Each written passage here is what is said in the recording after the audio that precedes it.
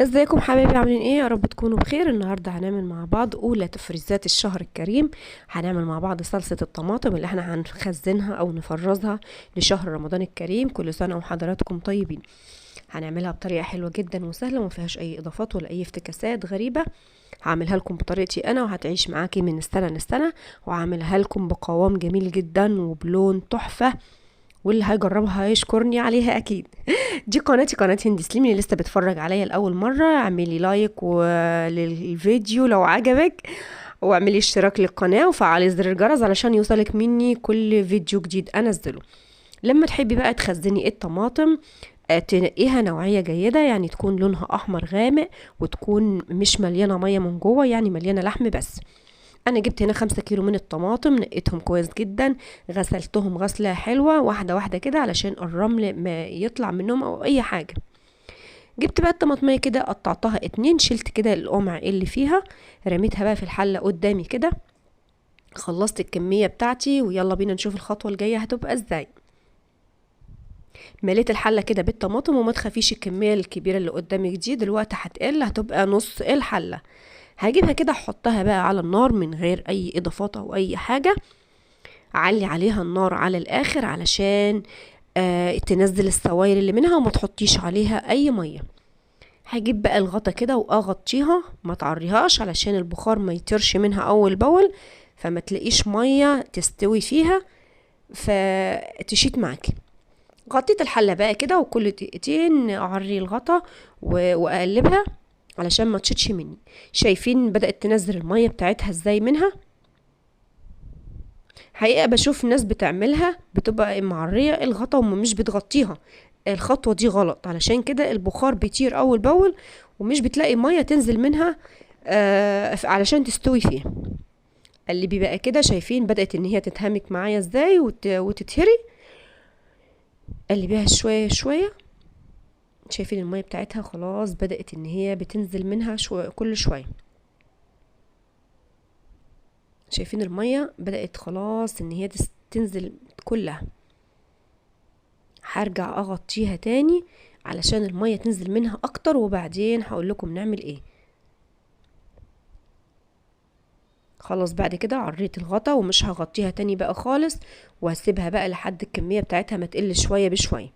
قلبي بقى برضو علشان ما تشتش معاكي. هنا بقى ابدأي هدي النار عليها، ما تسيبيش النار عالية عليها علشان ما تشتش وتتحرق منك وتبقى ريحتها مش كويسة.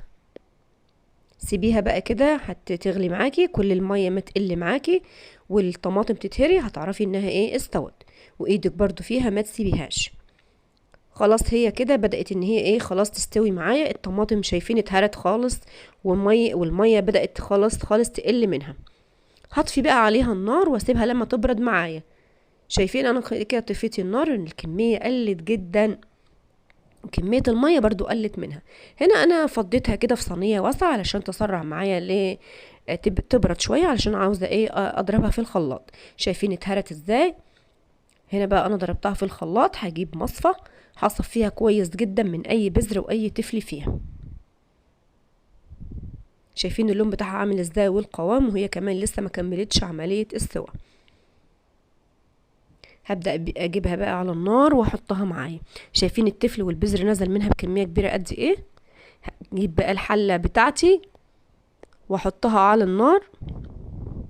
حطها بقى هنا على نار هادية، ما تعليش النار عليها علشان ما تشتش منك. هبدأ بقى ان انا احط الاضافات عليها، معلقة من السكر، معلقة من الملح، معلقة من البابريكا. والحقيقة الحتة دي وقعت مني في التصوير، معرفتش ان انا ايه اصورها. قلبي بقى كويس كده علشان الملح والسكر والبابريكا يدوبوا فيها، وتلمي من الجوانب كده اول باول علشان الحلة ايه ما تلزقش منك. شايفين البابريكا لسه لها اثر ازاي؟ قلبي كويس جدا علشان ايه ما تضطريش انت تصفيها من اول وجديد. بدأ القوام بتاعها كده ان هو ايه يتقل شويه بشويه، وكل ما تغلي معايا كل اللون ما يغمق، والبابريكا بتديها لون غامق جدا. طبعا الملح كمادة حافظة، والسكر كمان كمادة حافظة بيعادل الحموضة، والملح علشان يظبط لك الطعم معاكي.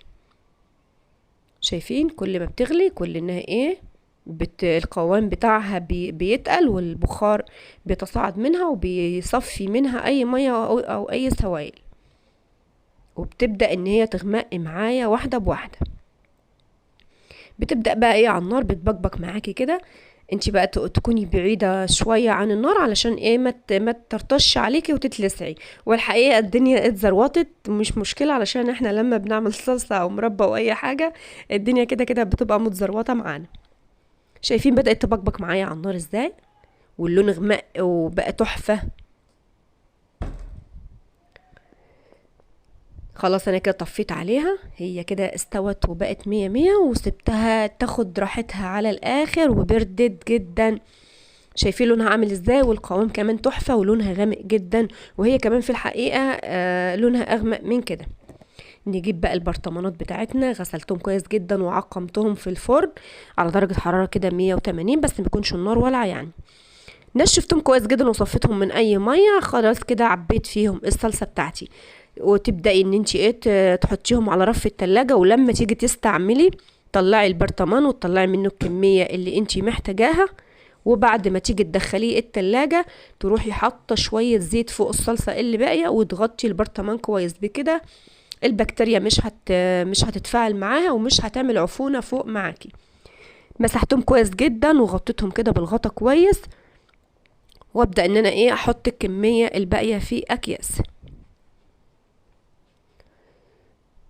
جبت الاكياس بتاعتي، خلاص كده حطيت الكميه الباقيه اللي فيها، وطلعت منهم الهواء وغطيتهم كده كويس جدا.